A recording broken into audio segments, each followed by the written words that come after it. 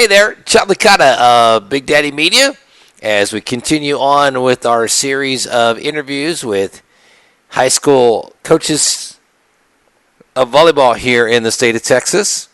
And this week, we've got two coaches. Today you'll hear from Maddie Williams of Brandeis. On Friday you'll hear from Jacob Thompson of Rouse. Both coaches started the programs that they are currently at right now, so you get a kind of feel for what a coach has to go through and what they have to do to start the program and make them successful as well.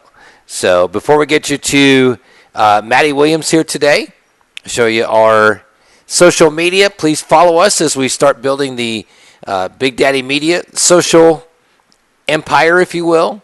And we appreciate, if you watch this interview, we appreciate you retweeting it on Twitter, share it on Facebook and on Instagram, and we appreciate you following us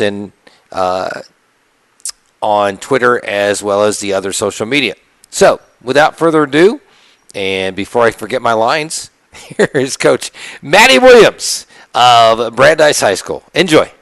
So as we continue our interviews in concert with Texas Girls Coach Association, TGCA, I'm proud to bring in a state championship coach. That's right, Maddie Williams right there, wearing the Bronco pride right on the shirt. Coach, I'll bet it never gets old hearing state championship coach, does it? That's correct. It doesn't. It never gets old. Absolutely.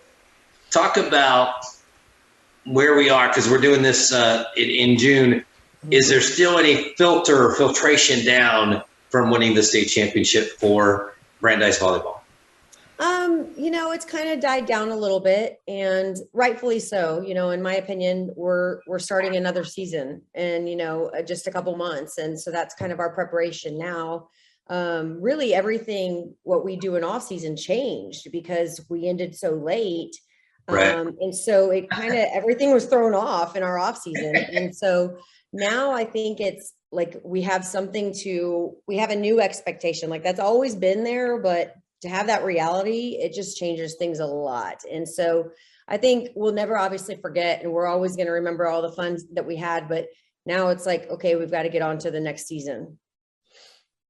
In concert with that, when you take the court, everybody's going to throw everything they have against the defending champion. Absolutely. What do you tell your girls about that?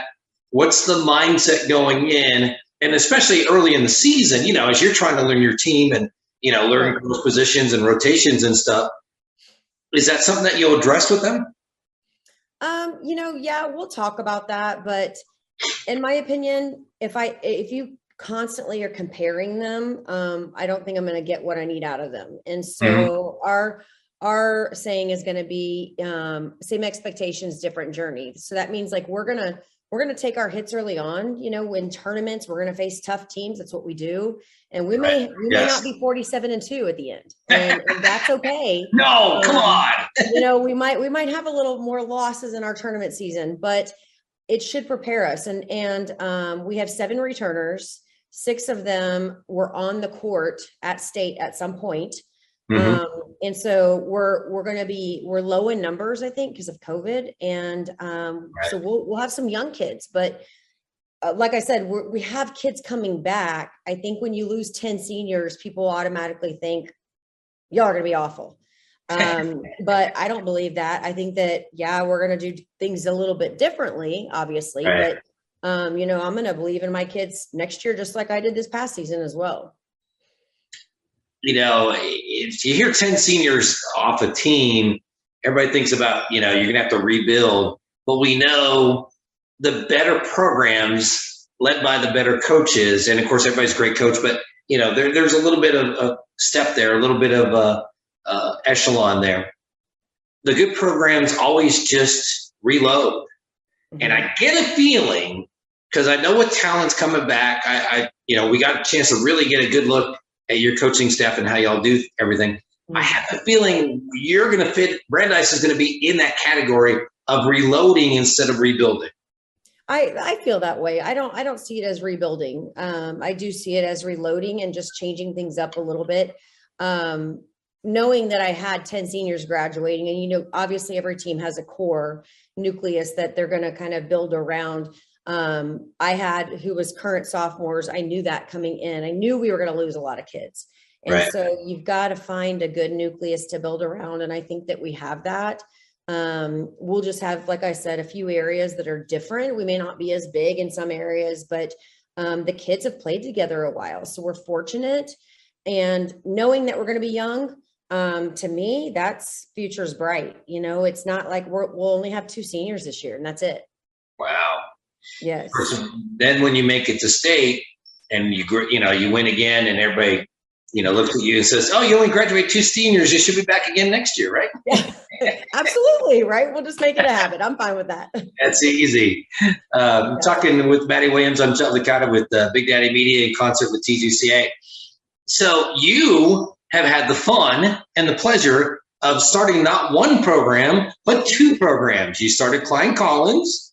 Yes. And you started the Brandeis volleyball squad. And so Brandeis, obviously, the only coach they've ever had is sitting right here.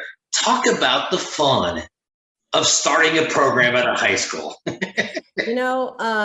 After I did it once, I thought I would never do it again. And when I got the Brandeis job, I will say the second time was a lot easier. But it's things that people don't think of, putting office chairs together, setting up your net system and actually having to put everything together.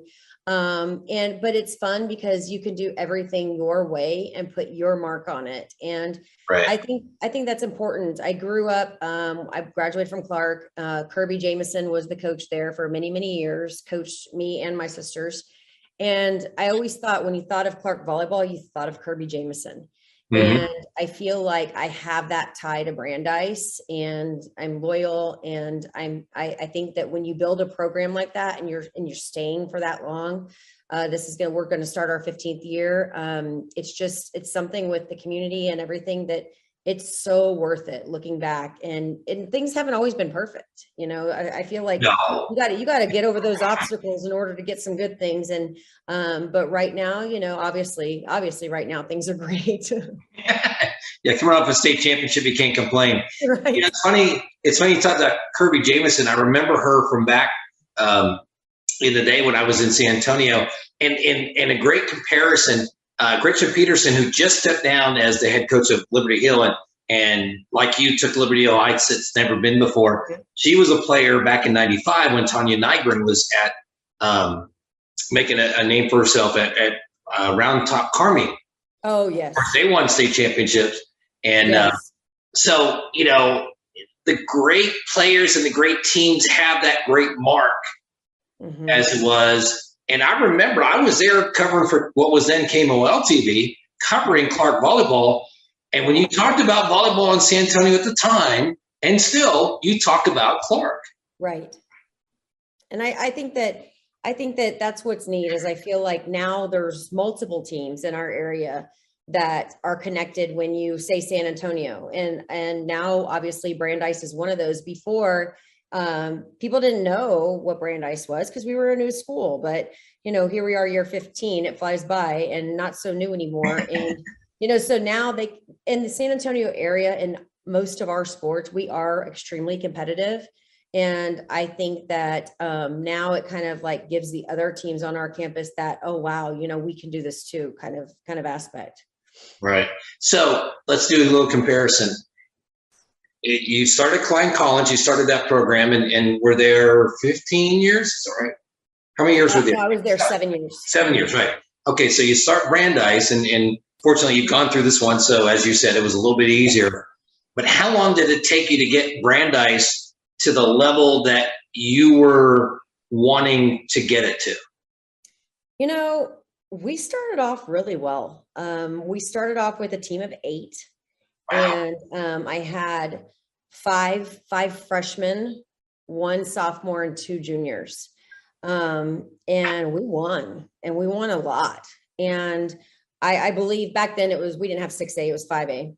Right. I always think that if we would have opened in 4A, we would have done pretty well and gone pretty far in the playoffs. We did make playoffs that year. And I think we shocked a lot. You're pulling kids together that had to leave their schools. Mm-hmm. They didn't necessarily want to, and they had to leave them because a new school was being built. So I was fortunate to have those kids buy in and kind of set that standard pretty quickly. And, but I think with just like everything else, volleyball's grown in the past 15 years. It's changed. The game has changed. And, and so I'm thankful that I'm able to keep these kids buying in, and I change with the game. What I did in year 1, I'm not doing all of that in year 15. And Right. I think it's important. I think it's important. There's always room to change, and it doesn't matter if you're a young coach or an old coach. And so, I think, in my opinion, it didn't take long. And at Klein Collins, it wasn't as competitive as it is here, and which sounds crazy, but that's how it was. I loved it. I loved the school, loved the kids. But it wasn't the volleyball that I came into was a higher level than what I had at that time. Wow. Interesting. Yeah. Very interesting. So it's easy for you now, of course, year 15, your kids know expectations. And so I would imagine you're at the point where the upperclassmen also help you by teaching the younger kids what this program is all about, right? Yeah, funny you say that, because UIL allows us right now to do an hour skills training with our kids. And so we do that, of course. And that's actually one of our focuses, because I have 2 seniors and that's it. And so you go from a group of 10 seniors that with their leadership to all of a sudden now we have 2. And so the explanation there is, if you're returning, how things work. It's not going to be, I'm not a coach that says only the older kids can lead anyway. I'm not a believer of that. But it's more of letting these kids know, more than ever, we've got to understand that we've got to make sure these younger freshmen coming in, or sophomores that haven't been around long, these are the expectations.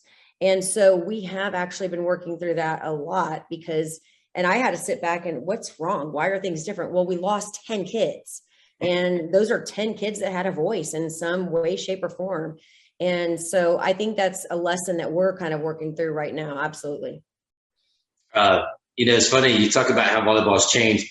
Talked to Gretchen a few times when she was coaching, and I was covering their team for broadcast. And I always said, hey, so if your class of 95 took on girls today, and this is like 2012, 2013, I said, how would you fare? She said, we might be lucky to score 5 points a set. We get some. She was honest. The athleticism, talk about the athleticism of the girls today, and what has fostered that. Is it all club, or what is it?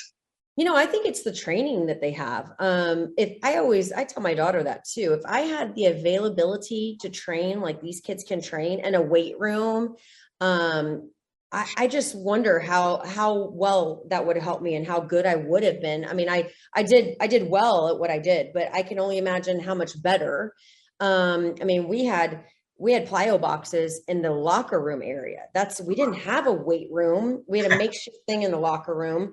And then toward my senior year, they got something at Clark, but it wasn't something that was like promoted. And I think now I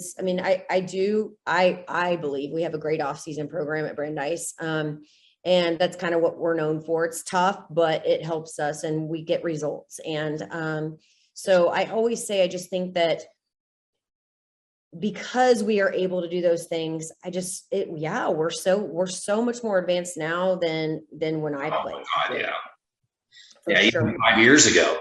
It's a lot more than it was 5 years ago. So yeah, the kids coming in. Yes. And I looked at our team this year, and before we always looked like the young ones. We always looked like I had little babies on our side. And this year I actually felt like, wow, we actually look like we got some older kids. Well, we did, but even so, when I had more seniors in the past, it was the same thing. And this year we actually looked like, we were a lot older. And a lot tougher. That's for sure. Yes, for sure. So favorite question I like to ask coaches now, because we all went through the 2020 deal. God bless, that was what it was. The one thing that I thought was a good takeaway was when obviously pandemic hit, everything stopped. So the girls quit playing club ball, and you played about half the matches for the entire season that you would have played in the first 3-4 weeks of the season. Yes. And the one comment that I got on the positive side was coaches like, I'm used to not having one or two starters. I have everybody, for the playoffs and then in the state. Do you think we have learned from that a little bit, or are we getting back to where we're just kind of everybody's, nicked up, bruised up, and everybody's tired again? Yes, I do feel that way. I feel like we had some injuries. I feel like we had some injuries because my kids were nursing things, just, little things kind of through that playoff route. And then when we finished, just like myself, that next week, we had to go to club practice. And so like my girls didn't get any of that rest. And so those aches and pains, we had to kind of nurse through our off season. What's more important? Do we want them healthy in August or have a great off season? We want them healthy in August. So I feel like we're working through that. I do think that one thing with the COVID that I felt was just pretty neat is these kids, and I think it's just it just shows you like how dedicated they are, is they were still like, once we were able to come up for practices and we had to go through all these check-ins and everything else, our kids were there. And even when we weren't in season, they were there. And I think that is so important and really proved like to them the dedication, because we went to the regional finals that last year when we played half the matches, and that team was a great team. But we, it's hard to beat a team 3 times is what they always say. And so I think that kind of lit the fire for us. But I do think that COVID helped us in the aspect of expectations and what do you want out of high school volleyball? And so these kids were showing up. But ultimately, this year, yes, we were nursing. I think every kid had something going on. And so now it's kind of like making sure that we're healthy for August. Okay. So what tournaments will you be playing with the first 3 weeks of the season? So we will go back to the Katie Sci-Fair tournament. Last year we won that tournament. We'll go back to, we're not going to go to Northeast. They don't have that anymore. So we're going to New Braunfels, the Fraulein Fest. Oh, beautiful. So I'm You'll be walking out with open arms, I'm sure. Yes. And I've been wanting to go. We just haven't been able to get in. And then we're going back to Volleypalooza. Yes. Okay. Yes. So I'm in Granbury, I'll still be able to see it Volleypalooza. Yes. And it's rigorous for us, and we drive every single day there, but it's so worth it, and our kids know it. And so for us, you want to be the best, you got to play the best. And so that's how we feel. Exactly. And of course, when we get there after day 1, I'll get you in an interview and say, okay, what have you learned about your team so far? Oh gosh. I may not want to talk at that point. We'll have to see how I'm feeling by then. Okay. That's too funny. All right. So let's give you a chance to give a shout out to anybody that you'd love to give a shout out to. Well, I've said this numerous times, and I don't think that we would have been as successful and where we were at and the way we finished number 1 without our parents. We had just a great group of parents, and I think they've kind of set the tone for the future. And the support that these kids had, obviously my staff. And unfortunately we lost one to our new Northside school. My assistant, JV coach, she's going to Sotomayor, and that's a new Northside school. So, but my staff and the way we connected and prepared the kids and got them ready for each match was huge. And then obviously our admin and community, our community was amazing. And, the kids felt it. And I don't know if I've told you this before, Chuck, but I'm not a coach that looks in the stands at all. And I did at State, and I made sure I did. You really? Because, yeah, when we came out of the tunnel both days, I just wanted to see the support the girls had. I just thought it was the coolest thing. And I did. And I looked up and I thought, wow, these people drove this far for these kids. And I thought that was just huge. And it really kind of set a statement to me, to my staff, of look what we've done. And we could not have, I don't think we could have been where we were at if we didn't have our parents and the community behind us. Well, flashback to after the post-game interview, and I got a chance to talk to you, a little bit in depth, and kind of really connected there. First thing you said, the support from the community was phenomenal. I remember that like it was yesterday because it was just so great to hear. Mm-hmm. It was. And I think you have to appreciate those things. And I think that it kind of set a new standard too. I mean, we're fortunate at Brandeis that we do have support in our normal district games, but to go to Dallas, you know, our Garland, and to go that far and to have these people saying, and what was cool is on the way there, and I'm not a Snapchat person, I don't know how to do any of that, but the girls are watching their friends driving there. Cause I guess you can look on there and see where they're at. And so it was like, everybody's on the same highway as us.